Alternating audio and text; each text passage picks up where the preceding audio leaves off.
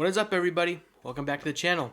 And in today's video, we're going to be talking about the absolute horrible effort the Oklahoma Sooners gave against the Texas Longhorns this weekend down in Dallas. I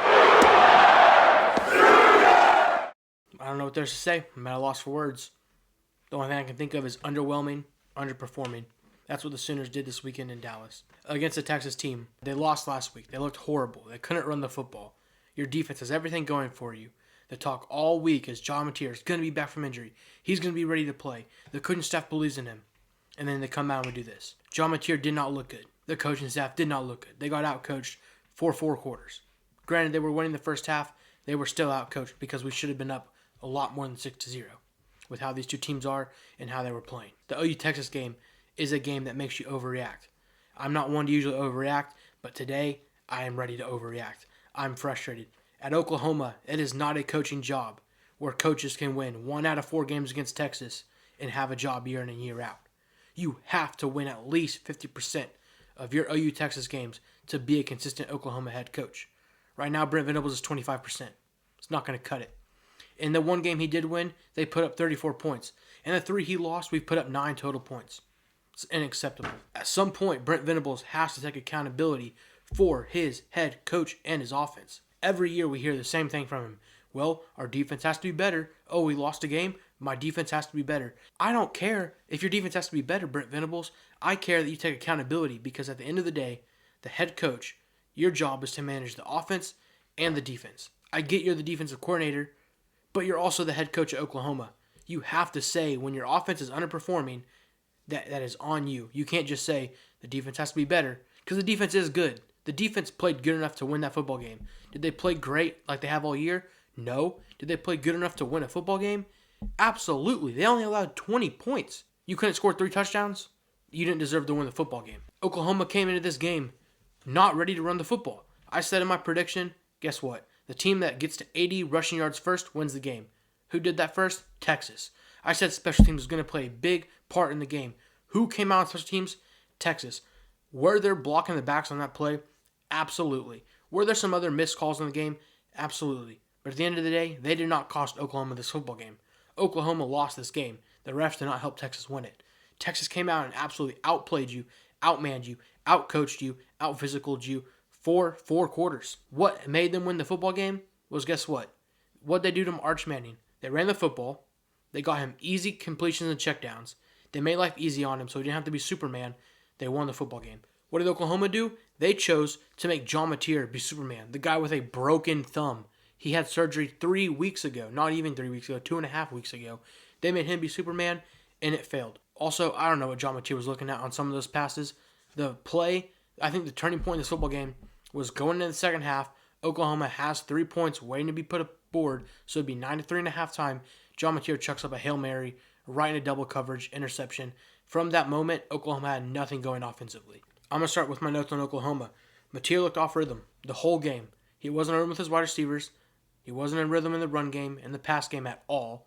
He wasn't hitting the easy open completions like he usually does. It seemed like John Mateer was more rusty from being off for 3 weeks and not practicing than his thumb was. His thumb clearly wasn't an issue or he wouldn't have ran the ball 11 times.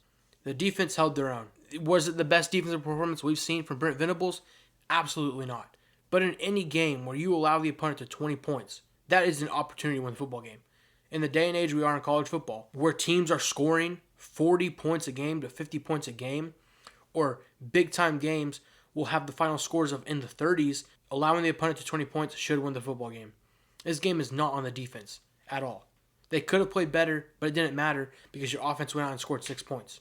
I want to look at this game and try to take away positives, but I don't even know if there is a single positive to take away other than the players got game experience. They got a game rep. I mean, in an SEC conference where points are at a premium and running the football is at a premium and you can't run the football, not including John Mateer, we had 42 rushing yards. 42. Go show me what SEC team is winning a football game with 42 rushing yards. In a conference with this much talent, that's just not acceptable. You're not going to be able to go win future games if you can't establish the run game. It all starts with the run game. You have to get it going, or this team could crumble, kind of like Penn State did. If we can't get the running game going, this team could end up with a 6, 7, 8 win season, not the playoffs that we were hoping for just 7 days ago. The O-line. Bill Bedenbaugh has this reputation as this great offensive lineman producer. You want to know why? Because 8 years ago, he was. In 2018, he was winning Joe Moore Awards, best offensive line in the country.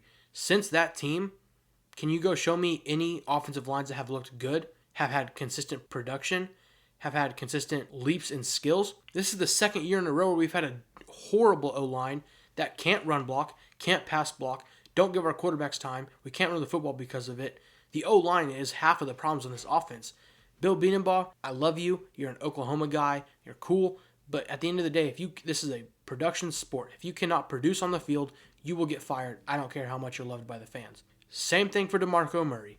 Going right back to him. We spent all this money on Jadernaught. DeMarco Murray, I don't know what you're doing at running back coach because you're not developing any guys. I haven't seen one person come through our program since DeMarco Murray's been the running back coach in the last 5 years who has developed and gone to the league and be good. Eric Gray came to Oklahoma. He was good. Kennedy Brooks is the only example of player I can think of that came in and consistently stayed good. But in the last 3 years, who have we had? We have not had a good run game. Xavier Robinson looked good last year. Okay, if he looked good last year, then why is he not playing this year? With how our running back room looks this year, why is the guy who is actually a good running back not getting carries? Javonte Barnes, who DeMarco Murray thinks is a good running back, just isn't. His vision isn't there. Jadernaught has looked horrible this year if he's not stuck in a jail cell on the sideline. DeMarco Murray and Bill Beanenbaugh have to be better. And the last thing I have to say is, last year was horrible. Okay? We scored 3 points. 34-3. That was bad. But guess what? I went into that football game expecting to lose. We had a 3-0 lead, and I was like, wow, we may have a chance. This year, everybody on the Oklahoma side had hope. We all had expectations before this game where we should go in there and win. With how both teams' trajectories looked, Oklahoma should have won this football game, and they found a way to crumble and lose it. It was inexcusable. For Brent Venables, it's inexcusable. You can't lose 3 out of 4 in your first 4 years. Headed over to Texas. I'll talk about what I thought was good from them. They outcoached us the whole game. The entire football game, they outcoached the crap out of Brent Venables. Steve Sarkisian outcoached Brent Venables for 60 minutes in this football game. It wasn't even close. They made life easy on their quarterback. They established the run game. Defensively, they stepped up to the challenge. They did not have as good of a defense as Oklahoma. They stepped up to the challenge. 5 sacks on the day. Dominated our O-line. Oklahoma's defensive line did not dominate, which is surprising. But you want to know why? Because Texas O-line, when it had to, stepped up to the moment. Their O-line stepped up and outplayed Oklahoma, out-schemed Oklahoma. I'll say it again. I said in my previous video about this game, the winner is going to be the team that rushes for more yards. This is a game that everyone knew going in. You cannot run for 40 yards and win the football game. Texas came in, thought the same thing. Guess what they did? Established the run game. Contravion Wisner had over 100 rushing yards, and that was just the death. As soon as that happened, it was the death penalty to Oklahoma. Texas last week lost. They were a 3-2 football team. Their backs were against the wall if they wanted to make a playoff run and a championship run. And guess what? They absolutely played like it. They played like the team who wanted to win more and who needed to win more. Oklahoma didn't. OU came out flat. Texas came out heads on fire, ready to gun, ready to blaze, ready to win. Texas hit on all 3 of my big keys. Establish the run game. Make the game easy on Arch Manning. He looked good, but he didn't have to look great because they didn't make him. And they had the big run game and the special teams. Those are the things that they had to do to win. They came out, they executed, and they did them all better than Oklahoma. And that's what led to the win. For Texas, their optimism is their next 3 games are pretty easy. They have Kentucky next week, and they have Vanderbilt. I mean, Vanderbilt's good, but Texas is also, that's going to be a good game. But Kentucky, that's an easy game after. Oklahoma's optimism is, I guess, with your schedule, you can afford 2 more losses and still make the playoffs, but that means you have to go 4-2, and your opponents are South Carolina, Ole Miss, you have Tennessee, you have Alabama.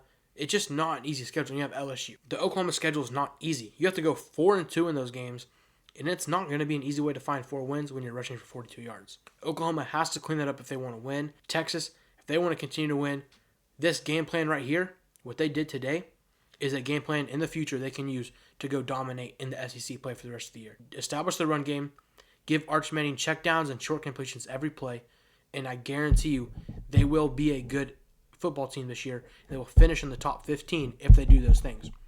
If Oklahoma can't establish the run game, I don't know if we finish as a top 25 team this season. With all that being said, those are just my takes. Let me know down below what you think about the game.